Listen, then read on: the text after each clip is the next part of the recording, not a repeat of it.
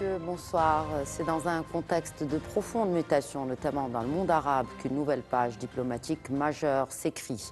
Sur décision de Sa Majesté le roi Mohamed VI, annoncée depuis Bagdad, le Maroc rouvre son ambassade à Damas. Ce geste, loin d'être anodin, s'inscrit dans la vision stratégique de long terme du Maroc, celle de soutenir les États unis et souverains dans le respect mutuel et la coopération pragmatique tout en rejetant les politiques de division. Cette orientation marocaine constante a été accueillie avec une profonde gratitude par les autorités syriennes qui ont exprimé leur souhait de renforcer les liens, notamment économiques. Ce développement met surtout fin à une période de tension marquée par l'alignement passé du régime syrien sur des positions hostiles au Maroc. Et aujourd'hui, les nouvelles autorités syriennes semblent privilégier une diplomatie rationnelle.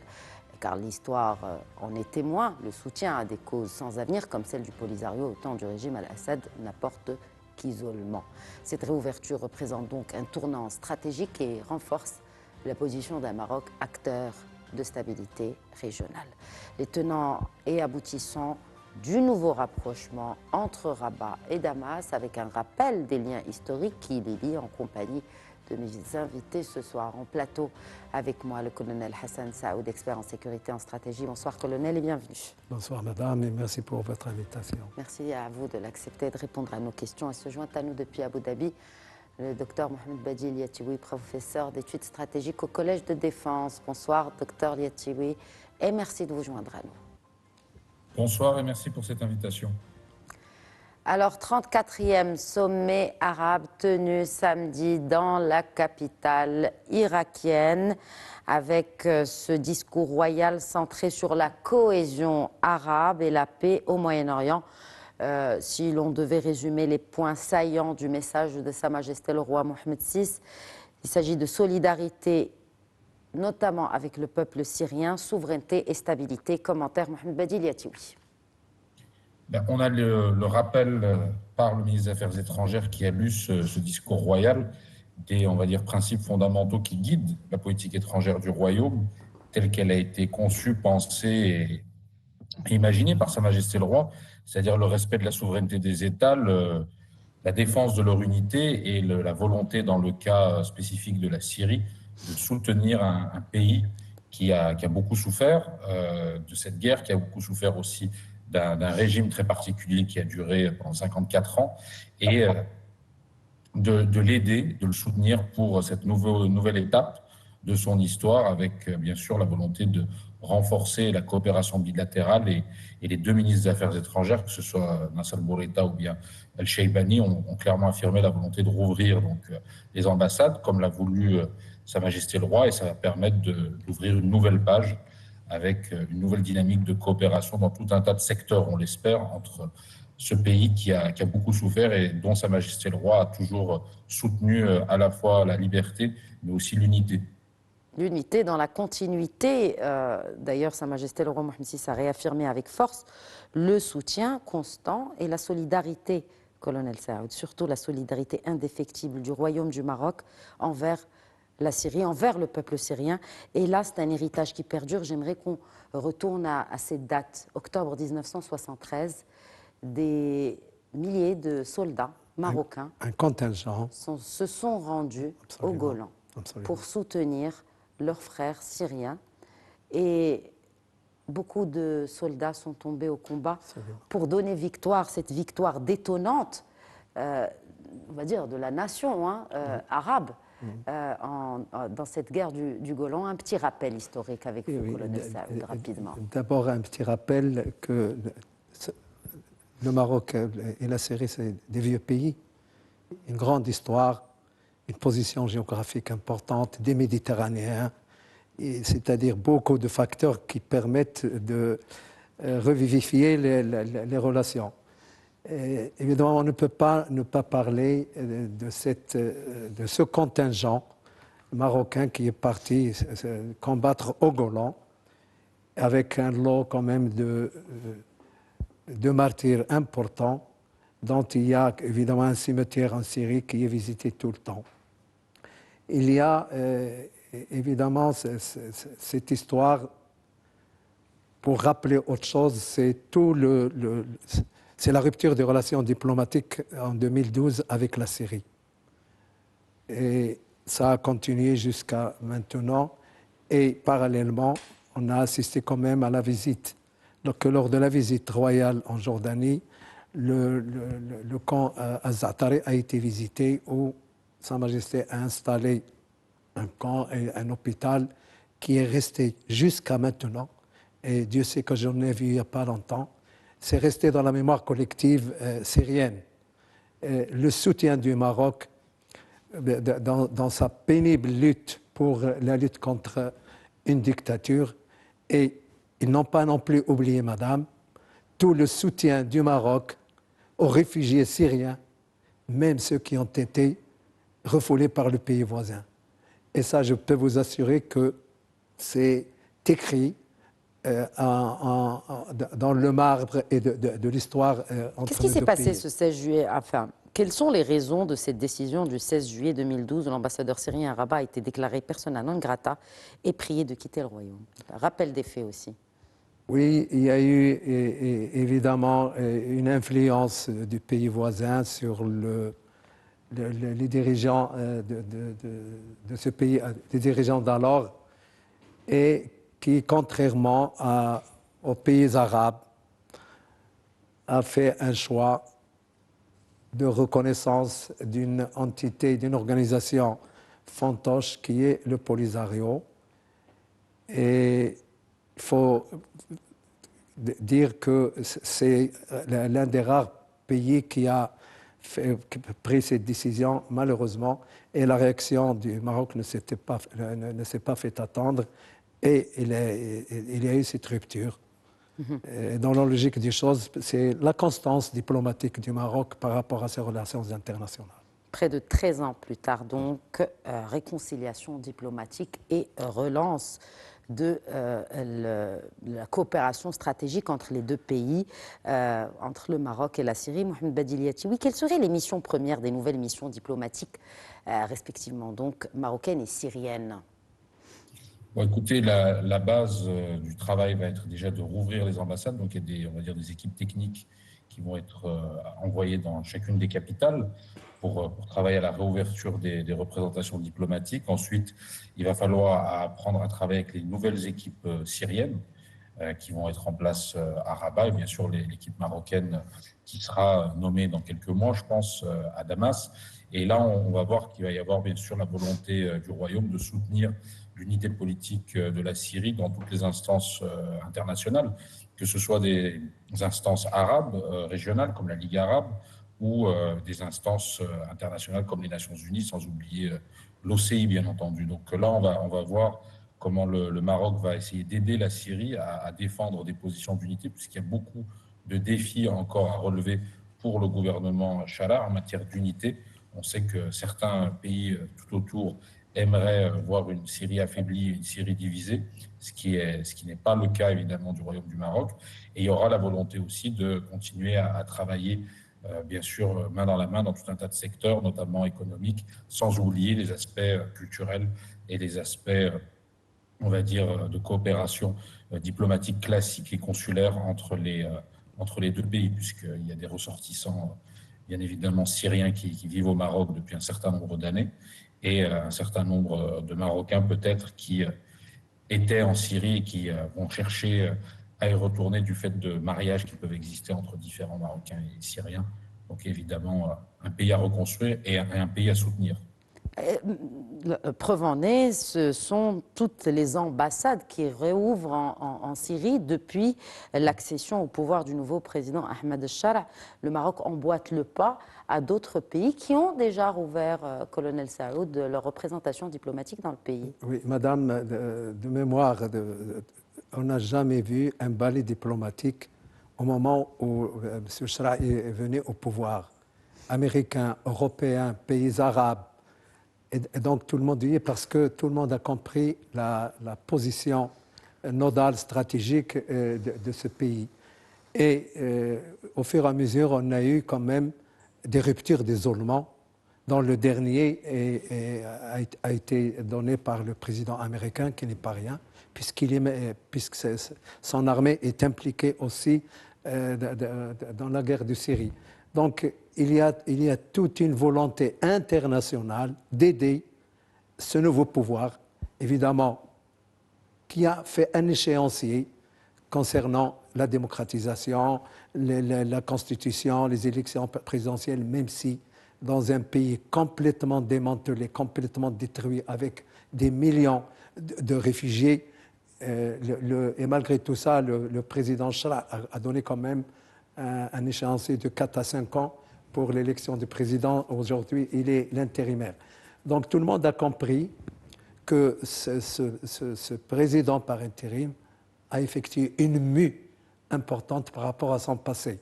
Ça, il faut le souligner. Et tout le monde jugera à l'usage. Mais je pense qu'il faut... Vous parlez de la mue du personnage ou de la mue du pays? Parce que pour le coup, les deux ont opéré une mue. Si on devait parler de la Syrie aussi, c'est une grande métamorphose après la chute du régime Bachar al-Assad. Et la mue aussi de l'homme au pouvoir aujourd'hui en Syrie, ce personnage d'Ahmed al-Shara. Tout à fait. Il a opéré cette mue-là qu'il faut saluer. Il a pris l'habit de la fonction. Jusqu'à présent, et il est allé un peu partout. Il a été reçu par le président américain, il a été dans tous les pays du Golfe, il a été même à Paris, qui est, dans la France est quand même un membre permanent du Conseil de sécurité. Donc il y a cette volonté d'aider à l'installation du nouveau pouvoir. Il faut, comme on dit, juger à l'usage, mais accordant ce qu'on appelle accordant confiance à ce pouvoir qui, de mon point de vue, marche sûrement et dans l'intérêt de son pays. Quelle place pour la Syrie dans le nouvel échiquier régional, Mohamed Badil Yatioui? Un rôle central, très probablement, comme on est en train de le voir, avec les Turcs et les Saoudiens qui essayent de jouer un rôle clé auprès du nouveau gouvernement syrien. On voit que le prince héritier Mohamed Ben Salman et le président Recep Tayyip Erdogan essayent tous les deux, quelque part, de soutenir Al-Shara, chacun bien sûr avec des intérêts divergents et chacun avait soutenu des groupes différents lors de la guerre civile. Mais là, tout le monde a conscience de la nécessité à la fois de neutraliser l'influence iranienne dans la région et par là même couper la route entre l'Iran et le Hezbollah au Liban. Donc ça, c'est un élément qui est important pour ces deux pays-là. Et puis, il y a la pression aussi israélienne au Golan, avec des bombardements qui vont jusqu'à la périphérie de Damas, et la volonté, quelque part, d'essayer de voir avec le président Trump pour essayer de réduire cette pression militaire des Israéliens sur la Syrie. Évidemment, MBS, tout comme Erdogan, ont des très bonnes relations avec le président Trump, qu'on a pu constater ces derniers jours et ces dernières semaines. Donc, ils vont essayer, évidemment, de réduire cette pression-là. Et puis les vrais défis pour Chara, c'est la reconstruction économique. On a un pays où 90% des gens vivent en dessous du seuil de pauvreté. On a un pays qui a perdu beaucoup de sa richesse et dont les infrastructures sont détruites. Donc on va voir qu'en fait beaucoup de pays de la région vont chercher à soutenir économiquement, mais aussi à reconstruire le pays. Donc on voit déjà les Turcs dans tout ce qui est BTP, avec le financement du Qatar, normalement pour les aéroports et les fonctionnaires syriens. On voit que des groupes français se sont déjà implantés pour aussi aider à la reconstruction du domaine portuaire. Et le vrai défi pour la Syrie, ça va être sa stabilité.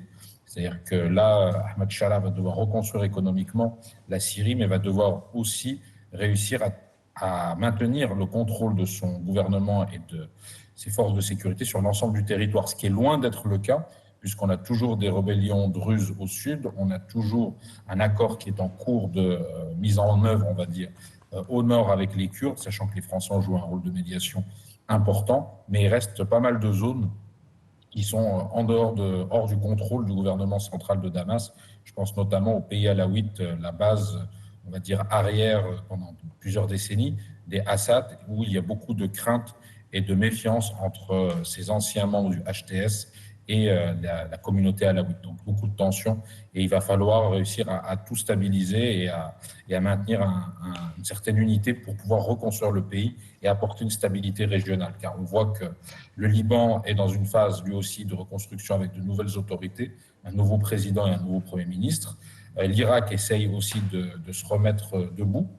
Et la Syrie est un acteur central du fait de ses frontières avec la Turquie, l'Irak, le Liban, mais aussi la Jordanie. Donc on voit que tout le monde a intérêt dans la région à aider, on va dire, à la bonne marche et, et au bon fonctionnement des autorités syriennes, sauf peut-être l'Iran, qui pour le moment est exclu et la grande perdante. Et on verra aussi comment les Russes vont négocier le futur de leur base, que ce soit la base navale de Tartous ou bien la base aérienne. Donc tout ça va être assez passionnant à suivre. Le Maroc, en revanche, est déterminé à ouvrir une nouvelle page pour revenir justement à cette décision de réouverture de l'ambassade marocaine à Damas. Pareil pour une ambassade syrienne ici à Rabat, colonel Saoud. On parle de reconstruction du pays. Et je voudrais citer à ce propos un extrait du discours du souverain prononcé lors du sommet de la Ligue arabe, ce samedi 17 mai à Bagdad.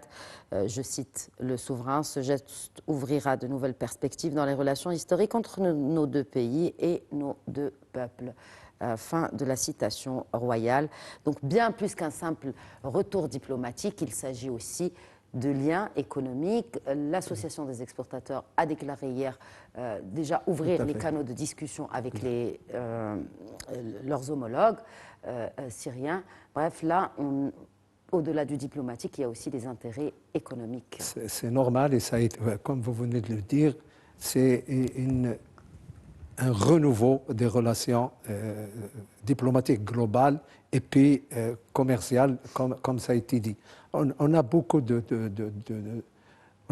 chantiers commerciaux à défricher et les initiatives dont vous avez parlé sont louables et on aura d'autres. J'aimerais lire un petit passage du discours royal concernant ce pays. Il a parlé entre autres des principes de non-ingérence dans les affaires internes d'autrui et dans la nécessité de se défendre, d'héberger des mouvements séparatistes, frappés de caducité historique et relégués en marge des évolutions et des mutations internationales. Tout est dit. Au moment où le Maroc œuvre pour l'intégrité territoriale de la Syrie, en face, nous avons un pays voisin qui, par le biais de son protégé Polisario, a accueilli le pays gay kurde syrien et le PKK turc, qui sont des séparatistes. Pas de chance, en 2025, il n'y a pas longtemps, les deux mouvements séparatistes, le PKK, par le biais d'Ocalan, a demandé à ses partisans de laisser les armes. Et évidemment, Mazloum Adli également a eu un accord avec la Syrie. Donc je dirais trivialement, tant pis pour les canards boiteux. Et c'est l'échec d'une diplomatie qui est dans l'ADN, le séparatisme, dans cette partie du monde, dans l'Azawad, le Polisario, etc. Malheureusement, tout le monde a compris que ces démembrements ne servent à rien. Et donc, sachant qu'il y a des combattants du Polisario qui se trouvent encore en Syrie. J'allais y venir, et le ministre des Affaires étrangères est parti en visite pour demander leur libération. Le ministre des Affaires étrangères algérien s'est rendu en Syrie pour demander la libération de ces combattants, de ces séparatistes du Polisario. Rentrée bredouille, aujourd'hui, il se replie sur la Turquie pour essayer de faire des tentatives de libération. Mais là, les documents qui ont fuité, et il y en aura d'autres qui seront déclassifiés, on aura la certitude que la diplomatie algérienne a toujours été du mauvais côté. Et quand on combat aux côtés d'un dictateur sanguinaire qui a laissé des millions de morts et de déplacés forcés, on voit qu'ils sont du mauvais côté, et c'est dommage. Se tromper, c'est humain. Persévérer, ça devient diabolique. Alors, vous avez parlé justement vous avez évoqué cet extrait du discours de Sa Majesté qui a réitéré la position du Maroc par rapport à l'intégrité territoriale des États. Et là, il est important peut-être de soulever une question. Mohamed Badiliati, je commencerai peut-être par vous. Est-ce qu'il n'est pas temps aussi que peut-être que la prochaine action de la Syrie serait de clarifier sa position par rapport à la question du Sahara? Oui, bien entendu, bien entendu. Là, on va entrer dans, on va dire, l'heure de vérité pour le nouveau gouvernement syrien et les nouvelles autorités syriennes avec le royaume. Le royaume et Sa Majesté le roi tout particulièrement a toujours soutenu le peuple syrien dans une période qui était très difficile pour lui, un soutien constant que l'on a rappelé ce soir. Et là, on arrive, on va dire, à un moment de vérité, puisque depuis 1980 et en réalité dès la fin des années 70, il y avait des contacts très forts entre le père de Bachar al-Assad et les séparatistes. Il y a eu un soutien qui était à la fois militaire, logistique et même économique, de certaines manières. Il y avait un soutien diplomatique qui était fort. Et désormais, ces autorités nouvelles qui ont une vision complètement différente sur l'ensemble des sujets doivent aussi démontrer au royaume un soutien et, on va dire, quelque part clarifier leur position, surtout que nous sommes dans un contexte international qui a clairement changé. Nous ne sommes plus dans le contexte des années 70 ou des années 80. Et c'est l'heure de vérité pour pouvoir bâtir justement un nouveau partenariat stratégique, une relation, une coopération bilatérale renforcée qui permettrait aux deux pays d'aller de l'avant ensemble, puisqu'il y a, on va dire, des liens historiques très très forts entre le Royaume du Maroc et la Syrie. Complément d'information, colonel Saad. La diplomatie marocaine est dans la sérénité, la constance. Les choses, de mon point de vue, iraient d'elles-mêmes. Il y a une anomalie à régler. Et je pense que, au regard de toutes les associations qu'on voit en Syrie, avec des drapeaux marocains, et qui demandent instamment au pouvoir en place de ne plus reconnaître cette entité fantoche, je pense qu'il y a une dynamique d'enclencher, mais la patience diplomatique du Maroc est très importante. Les plus approuvés, hein, en tout cas. Oui, mais ça fait son chemin. Il y a du travail qui se fait. Et la diplomatie parallèle, la diplomatie secrète fait ses effets. Et je pense que les nouveaux dirigeants sont conscients de la nécessité de réparer une anomalie, pour ne pas dire autre chose. Un dernier mot, bien plus qu'un simple retour diplomatique, je le disais en début d'émission, cette réouverture de l'ambassade du Maroc à Damas symbolise aussi l'émergence d'un nouvel ordre régional. Sous quel signe se définit-il, docteur Liattioui? Alors là, on a un nouvel ordre régional, notamment au Moyen-Orient, comme je l'ai dit, avec de nouveaux acteurs qui se repositionnent, enfin, des acteurs qui se repositionnent dans une configuration qui est nouvelle, notamment les Turcs et les Saoudiens qui sont en train de prendre le leadership. L'Iran qui est très affaibli et qui souffre, on va dire, de contestations en interne, pas forcément au niveau de sa population, mais au niveau de son modèle de décision.